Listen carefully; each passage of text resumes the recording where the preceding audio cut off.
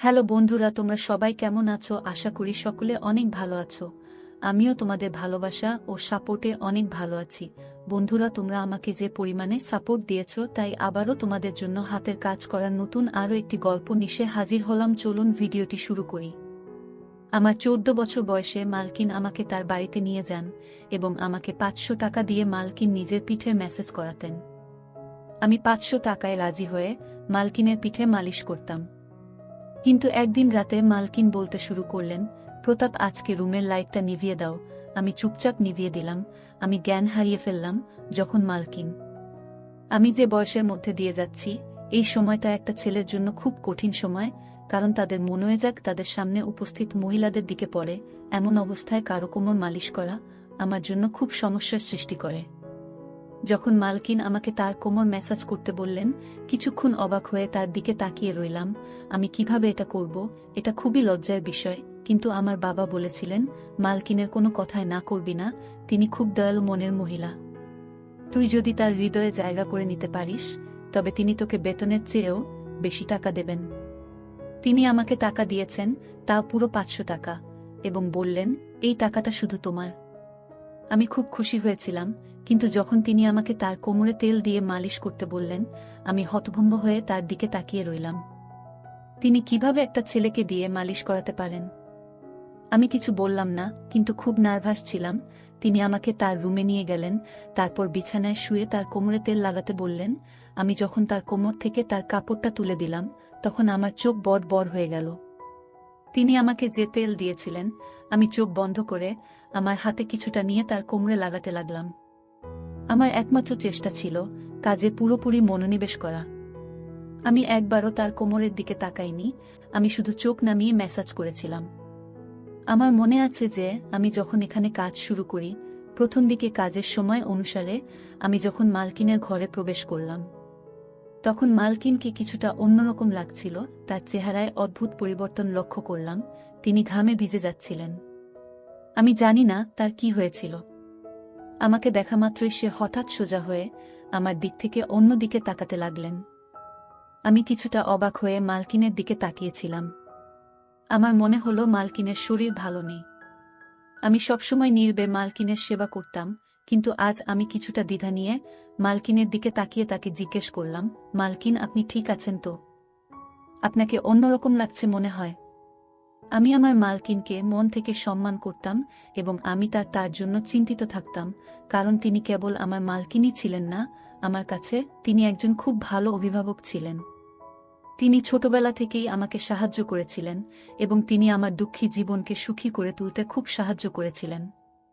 আমি কষ্টে ছিলাম, কিন্তু তার দেওয়া টাকা আমার জীবন বদলে দেয়। আমার বাড়ির অবস্থা পাল্টে যায়। আমার প্রশ্নে মালকিন নাতে মাথা নেড়ে আমাকে আশ্বস্ত করলেন যে তিনি একেবারে ঠিক আছেন, কিন্তু তার মুখে স্পষ্ট দেখা যাচ্ছিল যে তিনি কিছু লুকাচ্ছেন এবং তিনি খুব টেনশনে আছেন। কয়েক মাস ধরে তার বাড়িতে কাজ করছি। আজকে প্রথমবার যখন তিনি আমাকে মেসেজ করতে বললেন, আমি খুব ভয় পেয়েছিলাম। কারণ পুরো বাড়িতে তিনি একাই থাকতেন, না স্বামী না কোনো সন্তান। এই কথাটা শুনে আমি প্রথমে চুপ হয়ে গেলাম, কিন্তু আমি মালিশ করলাম, সারাক্ষণ আমার হাত কাঁপছিল। আমি ভেবেছিলাম মালকিন একদিনের জন্য আমাকে দিয়ে এই কাজটা করাবেন, কিন্তু এখন তিনি আমাকে দিয়ে প্রতিদিন মেসেজ করানো শুরু করলেন। আমি মালাকনের কোনো কাজে এতটা ঘৃণা বোধ করিনি, কারণ তিনি কোনো উদ্দেশ্য নিয়ে আমাকে দিয়ে কোনো কাজ করাতেন না। কিন্তু যখন আমি একা রুমের মধ্যে তাকে তেল মালিশ করতাম, তখন আমার খুব অস্বস্তি হতো। একটা অদ্ভুত ব্যাপার হলো যে আমি মালকিনকে মালিশ করা শুরু করার পর থেকে মালকিন আমার দিকে খুব ভালোবাসার চোখে তাকাতে লাগলেন।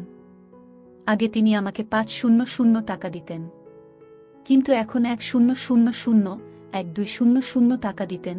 তার এই ভালোবাসায় আমি বিরক্ত হয়ে গেছিলাম। কিন্তু আজও প্রতিদিনের মতো আমি তেলের বোতল হাতে নিয়ে মালিশ করতে গেলাম। আমি 4 বছর বয়স থেকে মালকিনের কোমর মালিশ করে আসছি। এই কাজটি আমাকে অনেক বিব্রত এবং বিভ্রান্ত করত। আমার মালকিনের উপর রাগও হতো, কারণ তিনি আমাকে দিয়ে এসব কাজ করাতেন, কিন্তু আমি এসব করতে বাধ্য ছিলাম। কারণ আমার টাকা চাই, এবং কাজের বিনিময়ে আমার মালকিন আমাকে প্রতিদিন 500 টাকা দিতেন, তাই আমি নির্বে মালকিনের জন্য এই কাজটি করতে থাকলাম। অনেক পরে আমি বুঝতে পেরেছিলাম যে মালিকিন কেন আমাকে দিয়ে এই কাজ করাতেন। আমি তেল নিয়ে আমার মালকিনের বিছানায় বসলাম। তারপর হঠাৎ মালকিন আমাকে বলল, প্রতাপ, ঘরের আলো নিভিয়ে দাও। আমি হতবাক হয়ে মালকিনের দিকে তাকালাম। আমার গড়বড় মনে হচ্ছিল, কিন্তু মালকিনকে কিছুই বলতে পারলাম না। আমি ঘরের আলো নিভিয়ে দিলাম এবং অন্ধকারে হাতড়ে হাতড়ে মালকিনের বিছানার কাছে পৌঁছালাম। অন্ধকারে বুঝতে পারলাম মালকিন বিছানায় শুয়ে আছেন। আমি মালকিনের দিকে হাত বাড়ালে মালকিন আমাকে থামিয়ে দিয়ে আমার হাত ধরে তিনি আমাকে যা বললেন তাতে আমি জ্ঞান হারিয়ে ফেললাম। আমার বুক ধুকধুক করতে শুরু করল। আমি আমার জায়গায় বসে রইলাম। আমার নড়াচড়া করা কঠিন হয়ে পড়ে। আমার মালকিনের কথা শুনে আমি কেঁপে উঠেছিলাম। আমি বাঁকুড়ার একটি গ্রামে থাকতাম। আমার পরিবার খুবই গরিব। আমার বয়স যেহেতু 4 বছর, তাই আমার পক্ষে কাজ পাওয়া বা টাকা ইনকাম করা কঠিন ছিল। আমি বাধ্য হয়ে আমার বাবা মাকে কষ্ট করে সংসার চালাতে দেখেছি। তারা খুব কষ্টে ছিল, কিন্তু আমি তাদের কোনো সাহায্য করতে পারিনি। আমি খুব আবেগী ছিলাম, কিন্তু কোনোভাবে টাকা ইনকাম করে তাদের সাহায্য করতে পারিনি, যাতে তাদের একটি ভালো জীবন দিতে পারি। লেখাপড়া করা আমার স্বপ্ন ছিল, কিন্তু আমি জানতাম যে আমাদের কাছে লেখাপড়া করার টাকা নেই। আমাদের বাড়িতে খাওয়া দাওয়া করাই খুব কঠিন। তবে আমি জানতাম যে আমি যদি আমার শখ প্রকাশ করি, তবে আমার মা বাবা এত কষ্টের মধ্যেও নিশ্চয়ই আমাকে পড়াতেন। কিন্তু আমি এতটা স্বার্থপর ছিলাম না, তাই নিজের শখগুলোকে নিজের মধ্যে দমিয়ে রেখেছিলাম। এবং এই জিনিসটি আমাকে আরও উদাস করত। সেই দিনগুলিতেই মালকিন আমার জীবনে এসেছিলেন। মালকিন একজন বয়স্ক মহিলা এবং একা থাকতেন। তার স্বামী তাকে ডিভোর্স দিয়েছিলেন এবং তার কোনো সন্তান ছিল না। তবে তার অনেক টাকা ছিল, তার অনেক জমিজমাও আমাদের গ্রামে ছিল। মালকিনের নিজের জমিতে কিছু গুরুত্বপূর্ণ কাজ ছিল, তাই আমাদের গ্রামে আসার পর তিনি আমাকে দেখে আমার দিকে তাকিয়ে জানতে চাইলেন আমি কেন স্কুলে যাই না এবং কেন আমি পড়াশোনা করি না। আমি দুঃখের সাথে তাকে আমাদের অবস্থার কথা বললাম এবং বললাম যে আমি আমার পরিস্থিতির কারণে পড়াশোনা করতে পারিনি। পড়াশোনা করলে আমাদের ঘরে খাওয়া দাওয়া বন্ধ হয়ে যাবে। আমার কথা শুনে মালিকিন চিন্তায় পড়ে গেলেন। এরপর তিনি আমাদের বাড়িতে এসে আমার বাবা মায়ের সাথে কথা বললেন এবং বললেন যে বাড়ির ছোটখাটো কাজের জন্য তার আমার বয়সী একটি ছেলে দরকার। আমার বাবা মা তখনও চিন্তায় ছিলেন যে কিভাবে তারা তাদের ছোট ছেলেকে এত কম বয়সে কাজে লাগাবেন, এবং সম্ভবত তারা ভাবছিলেন যে আমি হয়তো তাদের ভুল বুঝব, কিন্তু আমি এগিয়ে গিয়ে তার কাজ করতে রাজি হলাম। আমার কথা শুনে মালিকিন খুব খুশি হয়েছিলেন। তখন আমি কিছুই জানতাম না। আমি শুধু ভেবেছিলাম মালিকিন তার ইচ্ছানুযায়ী ছোটখাটো কাজ করবেন, আর আমি সব কাজ করতেই প্রস্তুত ছিলাম। আমি খুশি মনে রাজি হলে আমার বাবা মাও চুপ হয়ে গেলেন। মালকিন আমার বাবা মায়ের হাতে বেশ কিছু টাকা দিয়েছিলেন এবং তাদের আশ্বাস দিয়েছিলেন যে তিনি প্রতি মাসে টাকা পাঠাবেন, যাতে আমাদের বাড়ির কষ্ট দূর হয়। মনে মনে আমি খুশি ছিলাম। আমার স্বপ্ন সত্যি হতে চলেছে, কারণ আমি সবসময় আমার বাবা মায়ের অবস্থা পরিবর্তন করতে চেয়েছিলাম। আমি আমার জিনিসপত্র গুছিয়ে মালকিনের সাথে শহরে চলে এলাম। মালকিনের শহরে সুন্দর বাড়ি ছিল। এত সুন্দর বাড়ি আমি জীবনে প্রথম দেখেছিলাম। মালকিন আমার থাকার জন্য একটি রুম দিয়েছেন।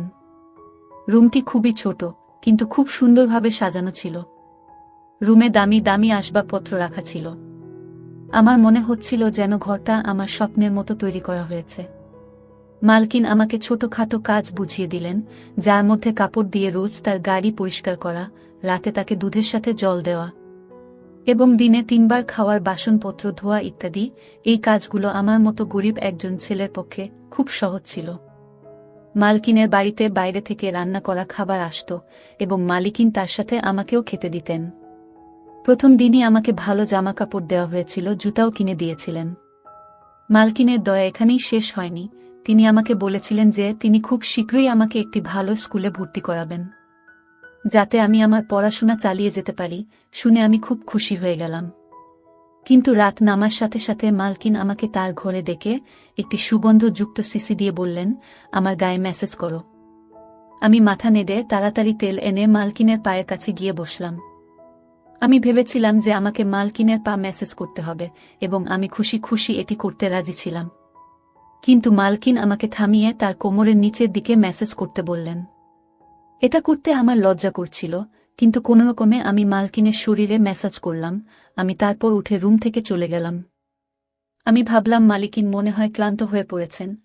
আর আমাকে দিয়ে মেসেজ করাবেন না, কিন্তু আমার ধারণা ভুল ছিল। আমি খুব চটকা ছেলে ছিলাম, তাই সব কাজ তাড়াতাড়ি করে ফেলতাম, কিন্তু রাত নামলেই আবার একইভাবে মালকিন আমাকে রুমে ডেকে এক শিশি তেল দিলেন। এটা ভেবে মন খারাপ হয়ে গেল যে আজকেও আমাকে মালকিনের মালিশ করতে হবে। পা পর্যন্ত তো ঠিক ছিল, কিন্তু মালকিন আমাকে দিয়ে যেখানে মালিশ করাতেন সেটি আমার কাছে অস্বস্তিকর ছিল। আজও আমি কোনো রকমে মালকিনের মালিশ করে তার দিকে তাকালাম। তিনি শান্তিতে ঘুমাচ্ছিলেন। আমি বুঝতে পারছিলাম না মালকিন এতে কি সুখ পান। মালকিনের কাজকর্ম আমাকে অবাক করছিল। 3 দিন পরেই মালকিন আমাকে একটি ভালো স্কুলে ভর্তি করিয়েছিলেন। আমি আমার মালকিনের জন্য পাগল ছিলাম, কিন্তু আমার মালকিনের মেসেজ করতে ভালো লাগতো না। মালকিন এটি তার রুটিনে পরিণত করেছিলেন, আর প্রতিদিন সে আমাকে মেসেজ করতে বলতেন। আমি তার অনুগ্রহে ছিলাম, তাই আমি না করতে পারছিলাম না। তাই কিছু না বলে আমি আমার মালকিনকে মেসেজ করতে লাগলাম। মালকিন সম্ভবত বুঝতে পেরেছিল যে আমি তার মালিশ বিরক্তি নিয়ে করি, সেজন্য আমার বেতন বাদেও তিনি আমাকে প্রতিদিন 500 টাকা করে দিতে লাগলেন, এবং আমি আনন্দের সাথে টাকার জন্য এই কাজটি করতে লাগলাম। এইভাবে আমি মালাকনের বাড়িতে অনেক দিন ছিলাম, এবং এখন আমি এতে অভ্যস্ত হয়ে গেছি। মালকিনের একটি ভালো অভ্যাস ছিল যে মাস শেষ হলেই তিনি আমাকে না বলেই আমার বাড়িতে টাকা পাঠিয়ে দিতেন, যা আমার বাবা মায়ের জীবনকে সহজ করে দিয়েছিল। আমিও খুব কষ্ট করে পড়াশোনা করছিলাম যে সারা জীবন যাতে আমাকে মালকিনের মতো মহিলাদের বাড়িতে থেকে তাদের ইচ্ছা পূরণ করতে না হয়। একদিন আমি প্রতিদিনের মতো মালকিনের মেসেজ করতে তার রুমে গেলে মালকিন আমার দিকে একভাবে তাকাতে লাগলেন। তাকে মালিশ করার সময় আমার মুখে সবসময় একটা বিরক্তি ভাব থাকত, এবং আমি এভাবেই তার মেসেজ করতাম, এবং মালকিনও এটা অনুভব করতেন। তাই মালকিন আমার দিকে মনোযোগ দিয়ে তাকিয়ে তারপর বললেন যে আমি জানি আমার এই কাজটা করতে তোমার খারাপ লাগে, কিন্তু আমি অসহায়, তাই তোমার খারাপ লাগা সত্ত্বেও তোমাকে দিয়ে এই কাজটা করিয়ে নিই। মালকিনের মুখে উদাস ভাব ফুটে উঠল। আমি কিছু বুঝতে না পেরে মালকিনের দিকে তাকাতে লাগলাম।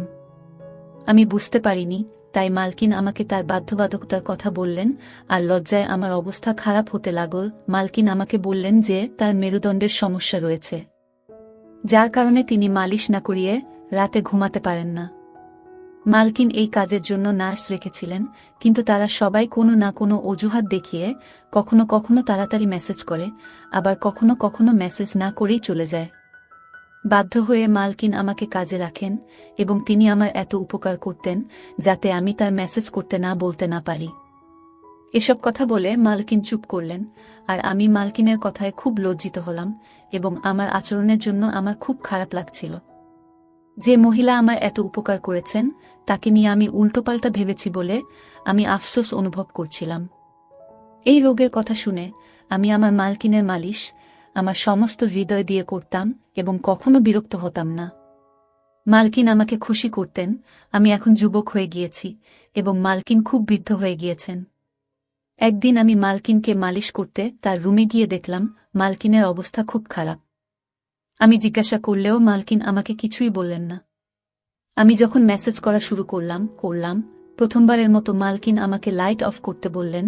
আমি অবাক হয়েছিলাম, কিন্তু আমি তার কথা মেনে লাইট বন্ধ করে তার কাছে গিয়ে বসলাম। এমন সময় মালকিন আমার হাত ধরে আমাকে বললেন, আজ আমার শরীর খুব খারাপ লাগছে, আর বুকেও ব্যথা হচ্ছে। আমার মনে হচ্ছে আমার সময় ঘনিয়ে এসেছে। মালকিনের কথা শুনে আমি ঘামতে লাগলাম। আমি নীরবে বসে রইলাম। মালকিন বললেন, তোমার যত্ন আমার মন জয় করে নিয়েছে। আমার যদি ছেলে থাকত তবে তোমার মতো আমার যত্ন নিত। আমি তোমাকে আমার ছেলে মনে করি। আমি আমার সমস্ত সম্পত্তি তোমার নামে করে দিয়েছি। নিজের খেয়াল রেখো। মালকিন এই কথা বলেই তার হাত নিচে পড়ে গেল। আমি তাড়াতাড়ি উঠে লাইট অন করে মালিককে দেখে দ্রুত ডাক্তারকে ডাকলাম। মালকিন একেবারে স্থির। ডাক্তার চেক আপ করে মালকিনকে মৃত ঘোষণা করলেন। আমি হতভম্ব হয়ে কাঁদতে কাঁদতে পাগল হয়ে গেলাম। মালকিন আমার মায়ের মতো ছিলেন, যদিও তিনি আমার মা ছিলেন না, কিন্তু আমাদের মধ্যে সম্পর্কটা মা ছেলের মতোই ছিল। আর তার উকিল পরের দিনই তার সমস্ত সম্পত্তি আমার হাতে তুলে দিয়েছিলেন। আমি অনেক বড়লোক হয়ে গেছি, এবং আমি মালকিনের বাড়িতেই থাকি। আমার বাবা মাও আমার সাথে থাকেন। আমার জীবন খুব সুন্দর হয়ে উঠেছে। আমার মালকিন খুব সুন্দর মনের মহিলা ছিলেন। ধন্যবাদ সবাইকে গল্পটা শোনার জন্য।